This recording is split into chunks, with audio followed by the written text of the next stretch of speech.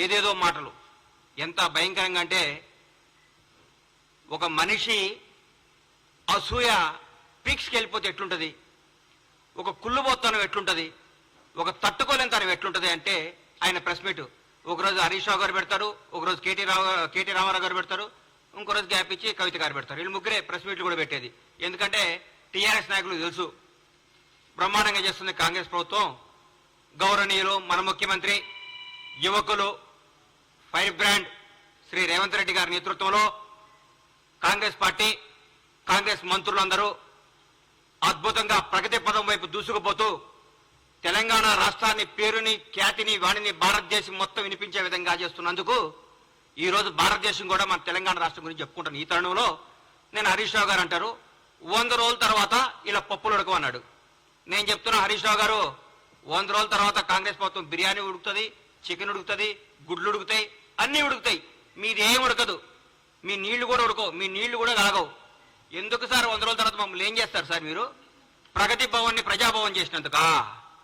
మీ ప్రగతి భవన్లో ఉన్న 100 గడీలు 5-6 పెద్ద పెద్ద బిల్డింగ్లు విడగొట్టి అందరికి అందుబాటులో తీసుకొచ్చినందుకా? ఒక దళిత ఉప ముఖ్యమంత్రిని తీసుకొచ్చి అందులో పెట్టినందుకా? ఎందుకు సార్ మీరు చేసేది? నియంతృత్వ పాలనకు పాతరేసి ప్రజాపాలన తీసుకొచ్చినందుకా? మరి మహిళలందరికీ ఫ్రీగా బస్సులు ఇచ్చాం, ఫ్రీ బస్ టికెట్. 8 కోట్ల పైచిలకు ప్రయాణించారు మహిళలు. మాటల విషయం కాదు ఇది. 8 కోట్ల మంది స్త్రీమూర్తులు ఫ్రీగా తెలంగాణ రాష్ట్రంలో టికెట్ లేకుండా అందరూ అనుకుంటున్నారు నిన్న అన్న ఈ నెల నాకు 1300 మిగిలినాయి, ఈ నెల 1500 మిగిలినాయి, ఈ నెల 1600 మిగిలినాయి, ఈ 1600 తీసుకపోయి చిట్టి కట్టుకుంటాను మా ఇంట్లో. పాపం మా ఇంట్లో పనిచేసే ఒక అమ్మాయి. నాకు చాలా ఆనందం అనిపించింది. ఇది ప్రజాపాలన అంటే, ఇది ప్రజా ప్రభుత్వం అంటే. 10 లక్షల రూపాయలు మేము ఆరోగ్య బీమా కింద పంపించినందుక మీరు ఏం చేస్తారు సార్?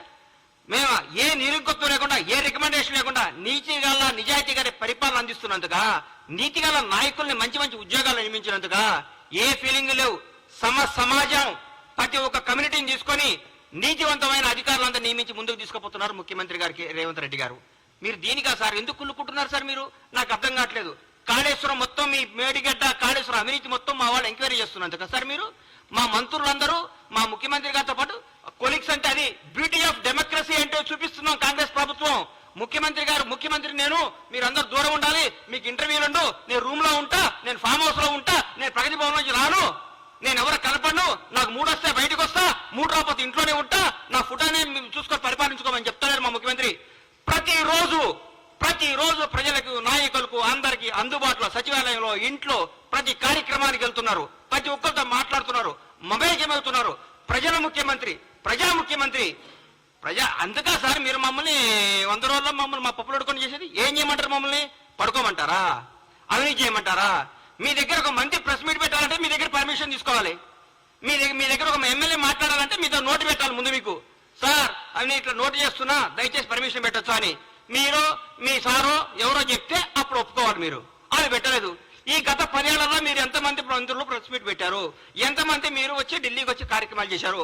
నేను అంటారు ఈ పార్లమెంట్ లో కంపల్సరీ గెలవాలి, కంపల్సరీ గెలవకుంటే మన తెలంగాణ సమస్యలు ఢిల్లీలో మాట్లాడేది ఎవరుండరు. ఈ 10 ఏళ్ళు ఎవరున్నారు సార్ అధికారంలోకి? మీరు ఎంతమంది ఎన్నిసార్లు మీరు ప్రధానమంత్రి గెలిచారు సార్? ఎన్నిసార్లు కేంద్ర మంత్రులు గెలిచారు సార్? ఎన్నిసార్లు తెలంగాణకు రావాల్సిన హామీల గురించి మాట్లాడుకున్నారు సార్ మీరు?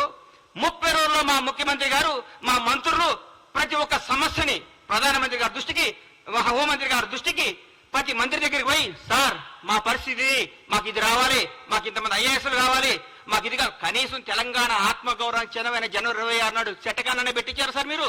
మా ముఖ్యమంత్రి గారు పోయి ప్రధానమంత్రి గారిని ఇట్లా రిక్వెస్ట్ చేసి సార్ మా తెలంగాణ గౌరవం ఇది, మాకు ఇవ్వండి సార్ లెటర్ పంపిస్తే మాకు ఓకే చేశారు. అది ముఖ్యమంత్రి గారు చేస్తున్న పని. ఇంకేం సార్ మీరు మాట్లాడితే? మీరు ఏం కావాలి మీకు? మేము ప్రజల పరిపాలన కూడా బాగా చేయొద్దా? జనాన్ని వివేకవంతులు చేయొద్దా? జనాన్ని ప్రగతి పదం వైపు దూసుకుపోనియొద్దా? తెలంగాణ అవినీతిని అంతం చేయొద్దా? ఏం చేయమంటారు?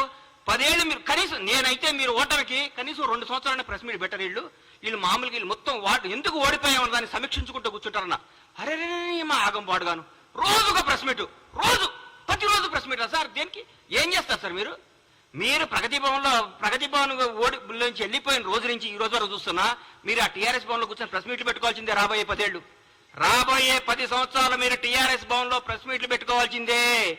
మీరు ఈ ప్రజా ప్రభుత్వాన్ని చూసి కుళ్ళుకోవాల్సిందే. ఈ ప్రజా ప్రభుత్వం గురించి మీరు రోజు బాధపడాల్సిందే. మీరు ఏ విధమైన చేయలేరు. అధికార నియామకాల్లో కూడా సమాజం పాటించింది మా ప్రభుత్వం. ఎవ్వరికి ఎక్కడ బంధు ప్రీతి, కుల ప్రీతి, రాగ ద్వేషాలకు దూరంగా పెట్టి సమర్థవంతమైన నాయకుల్ని, నిజాయితీవంతమైన నాయకుల్ని నియమించింది మా ప్రభుత్వం. సగర్వంగా చెప్పుకుంటున్నాం. ప్రజల స్వేచ్ఛావాయువు పీల్చుకుంటున్నారు. అబ్బా ఎంత హాయిగా ఉందరా, బ్యూటీ ఆఫ్ డెమోక్రసీ ఎంత బాగుందరా, కాంగ్రెస్ ప్రభుత్వం ఎంత పరిపాలిస్తుందిరా, ఇందిరమ్మ రాజ్యం అంటే ఇదే కదా, సోనియమ్మ కన్న కళ్ళు ఇదే కదా, సోనియమ్మ అందుకనే కదా తెలంగాణ రాష్ట్రాన్ని ఇచ్చింది, మన్న పరిపాలించుకోవడానికి కదా తెలంగాణ ఇచ్చింది మాట్లాడుతున్నాం. అంత జనమందరూ చెప్పుకుంటున్నారు సార్. ఈ రోజు మేము ఎవరి దగ్గర బానిసత్వంగా ఉండలేదు. మీ దగ్గర బానిస బతుకు బతికారు కదా సార్ 10 సంవత్సరాలు. తెలంగాణ ప్రజలందరూ బానిస బతుకుని తెంచుకొని వచ్చారు. హరీష్ అన్న మీరు 10 సంవత్సరాల పాటు మంత్రిగా చేశారు. దయచేసి ఆత్మసాక్షిగా గుండె మీద చేసుకొని చెప్పండి. మీరు నిజం చెప్పండి. ప్రభుత్వం రేవంత్ రెడ్డి గారు అద్భుతంగా చేస్తున్నారా చేయట్లేదా, పరిపాలన బాగుందా లేదా, మీరు మనస్సాక్షి మీరు క్వశ్చన్ చేసుకొని మీరు మాట్లాడండి. ప్రతిరోజు ఏదో విమర్శించాలి. ఎందుకు ఇస్తారు సార్ మీకు ఎంపీ సీట్లు? ఒక్క సీటు కూడా టీఆర్ఎస్ గెలవు, బీఆర్ఎస్ గెలవదు. ఈసారి నేను చెప్తున్నా రాసుకోండి, ఒక్క సీటు కూడా గెలవదు. రండి మీ ఓడిపోయిన మంత్రులు అందరూ వచ్చి, మీరందరూ వచ్చి, మీకు దమ్ముంటే అందరూ వచ్చి ఒక్కొక్క పార్లమెంట్ లో పోటీ చేయండి. అందరూ రండి, ఎంతమంది గెలుస్తారు చూద్దాం. ఒక్కడు ప్రజలు కోరుకుంటున్నారు కాంగ్రెస్ ప్రభుత్వాన్ని. ఈ రోజు ఢిల్లీలో ప్రతిపక్షంలో ఉన్నాం, రేపు అధికార పక్షంలోకి రాబోతున్నాం. ఢిల్లీలో కూడా మేము ఏం చేస్తారు సార్? మీరు టీఆర్ఎస్ ఎంపీలు గెలిచి ఏం చేస్తారు సార్? అక్కడ ఏం చేస్తారు సార్? ఈ 10 ఏళ్ళు ఎందుకు పోలేదు సార్? ఈ 10 ఏళ్ళు హైదరాబాద్ ఢిల్లీ ఫ్లైట్లు అంతేనియా? ఈ 10 సంవత్సరాలు హైదరాబాద్ ఢిల్లీకి ఫ్లైట్లు లేవా? ట్రాన్స్పోర్ట్ అయినా ఆగిపోయిందా? ఈ 30 రోజుల నుంచి ట్రాన్స్పోర్ట్ వచ్చిందా? మీ ముఖ్యమంత్రి గారు ఎన్నిసార్లు కలిచారు సార్? రాష్ట్రపతి వస్తే, ప్రధానమంత్రి వస్తేనే స్వాగతం పలకటానికి కూడా వెళ్ళని ముఖ్యమంత్రి గారు సార్ మీది. అది మీది. మా ముఖ్యమంత్రి గారు, మాజీ రాష్ట్రపతి గారు వస్తే పోయి పలకరించి నమస్కారం పెట్టి ఆయన సంస్కారం చాటుకున్న గొప్ప నేత రేవంత్ రెడ్డి గారు. రేవంత్ రెడ్డి గారు యువకుడు, ఉత్సాహవంతుడు, ప్రజల కోసమే, ప్రజా శ్రేయస్సు కోసమే, ప్రజల బాగోగుల కోసమే, తెలంగాణ ప్రజల కోసం పోరాడుతున్న వ్యక్తి ముఖ్యమంత్రి గారు. ఆయనను పట్టుకొని ఆయన పిసిసి అధ్యక్షుడిగా ఉన్నప్పుడు ఏం చేశారు, పిసిసి అది లేనప్పుడు ఏం చేశారు? విమర్శిస్తారు సార్, విమర్శిస్తారు. ప్రజలు ఒప్పుకున్నారు. మా కార్యకర్తలందరూ మా ఇంటనే ఉన్నారన్నారు హరీష్ అన్న. 10 సంవత్సరాల ప్రతిపక్షంలో ఉన్నా కానీ కాంగ్రెస్ కార్యకర్తలందరూ కాంగ్రెస్ లో ఉంటారు. ఈ రోజు ఏ పార్టీ కార్యకర్తలు అధికారం ఉన్నా లేకపోయినా ఒక కార్యకర్తలు అంటూ ఉంటారు. బీజేపీ కార్యకర్తలు బీజేపీతో ఉంటారు, సిపిఎం వాళ్ళు సిపిఎంతో ఉంటారు, సిపిఐ వాళ్ళు సిపిఐతో ఉంటారు. ఏ పార్టీ కార్యకర్తలు ఆ పార్టీతో ఉంటారు. కార్యకర్తలు ఎక్కడికి పోరు. కానీ జనం మాత్రం ఈ రోజు కాంగ్రెస్ పార్టీ వెనకాల ఉన్నారు. కాంగ్రెస్ పార్టీ అభివృద్ధి వైపు ఉన్నారు. కాంగ్రెస్ పార్టీ మంచి పరిపాలన కోసం ఉన్నారు. కాంగ్రెస్ పార్టీ చేస్తున్న అభివృద్ధి వైపు ఉన్నారు. దయచేసి ఇకనైనా ఆలోచించుకోండి. కొంతకాలం మీ మానసిక స్థితిని మీ తప్పులు ముందు రెక్టిఫై చేసుకోండి. అప్పుడే 30 రోజులు తట్టుగా ఇవాళ చెప్తున్నా, రాష్ట్రానికి 2వ ముఖ్యమంత్రి రేవంత్ రెడ్డి గారు రాబోయే ఎన్ని తరాలు ఉంటారో, ఎన్ని రోజులు ఆయన పేరు గుర్తుంటుందో మీరు గుర్తుపెట్టుకోండి. నేను చెప్తున్నా, కాంగ్రెస్ ప్రభుత్వం ఈ రోజు అందరికీ అందుబాటులో ఉంది. డైరెక్ట్ సెక్రటరీకి వెళ్ళిపోతున్నారు సార్. ఎవరు పడ్డా ఏ సమస్య ఉన్నా సెక్రటరీకి పోతున్నారు. ఏ సమస్య ఉన్నా ఒక మంత్రి గారిని కేక్ వాక్తో కలుస్తున్నారు. ఏ సమస్య ఉన్నా ముఖ్యమంత్రి గారి దగ్గర పోతున్నారు. ఇంతకంటే ఏం కావాలి సార్? సెక్రటరీకి ఎవరైనా వచ్చారా సార్? మీరు కట్టిన ఈ ప్రగతి సెక్రటరీకి ఎవరైనా ఒక్కరు రాగలిగారా సార్? గేట్ల కాడ బంద్ చేపిస్తారు మీరు, గేట్ల కాడ మూపే చేస్తారు మీరు. మీరు ఏందో మాట్లాడదు. ఎందుకు సార్ మీరు ఎందుకు మీరు ఇంత టెన్షన్ పడుతున్నారు? ఎందుకు? మరీ ముఖ్యంగా హరీష్ రావు గారు, కేటీఆర్ గారు అయితే వాయమ్మనే వాయమ్మ ఆగం చేస్తున్నారు సార్. పెండ బిసినట్టు పిస్తున్నారు. ఎందుకు సార్? ఆగండి, కొద్దిగా ఆగండి సార్. పిసుకకండి కొంతకాలం. మిమ్మల్ని మీరు చెక్ చేసుకోండి, మిమ్మల్ని మీరు చేసుకోండి. జనం మోసపోయారా? ఎందుకు పోతారు సార్? జనం చాలా విజ్ఞతతో ఉంటారు సార్. మీ అందరికంటే మనందరికంటే జనం చాలా తెలివిగలవాళ్ళు. చాలా గొప్ప నిర్ణయాలు తీసుకున్నారు. ఈ రోజు వాళ్ళకి అవసరం, రాష్ట్రానికి అవసరం కాబట్టి కాంగ్రెస్ పార్టీ ఘన విజయం సాధించింది. రాష్ట్ర ప్రజలందరూ కోరుకుంటున్నారు కాబట్టి కాంగ్రెస్ పార్టీ అద్భుతంగా పరిపాలిస్తుంది. రాష్ట్ర ప్రజలందరూ ఆనందపడుతున్నారు ముఖ్యమంత్రి గారిని, కాంగ్రెస్ మంత్రివర్గాన్ని చూసి. ప్రతి ఒక్క మంత్రి ఒక హోదాతో, స్వతంత్ర హోదాతో ధైర్యంగా దమ్ముగా పరిపాలిస్తున్నారు. వాళ్ళ వాక్ స్వాతంత్రం ఉంది ఇక్కడ. ప్రతి ఎమ్మెల్యేకి వాక్ స్వాతంత్రం ఉంది ఇక్కడ. ప్రతి నాయకుడికి వాక్ స్వాతంత్రం ఉంది. ఎవరైనా మాట్లాడచ్చు. మీ దగ్గర మాట్లాడాలంటే ఏమవుతుందో నాయన, ఉన్న ఉద్యోగం పోతుందని భయం. మీ ముఖ్యమంత్రి గారు ప్రెస్ మీట్ పెడితే పక్కన ఒక దళిత మంత్రి గారు కూర్చుంటేనే ఎల్లగొట్టిరు. మేము మా బ్యూటీ చూడండి. ప్రగతి భవన్ ఉన్నాయి. ముఖ్యమంత్రి నివాసాన్ని డిప్యూటీ సీఎం బట్టి విక్రమార్క గారు దళిత ఉప ముఖ్యమంత్రి గారికి ఇచ్చి, అన్నా మీరు అందులో ఉండండి అని చెప్పారు. అది మా గొప్పతనం. దయచేసి ఇప్పుడు చెప్తున్న హరీష్ రావు గారు, కొంతకాలం ఓపిక పట్టండి. 100 రోజులు కాదు, 1000 రోజులైనా మీకు రారు, 1000 రోజులైనా మీకు జరగదు. మీరు ప్రెస్ మీట్ పెట్టే అవకాశం ఉండదు. ఊరికే మీరు పెట్టాలి ప్రెస్ మీట్. ఎదుగు పెట్టాలి కాబట్టి పెట్టాలి. ఎందుకంటే మీకు అట్లాంటి ప్రెజర్స్ ఉన్నాయి పైన.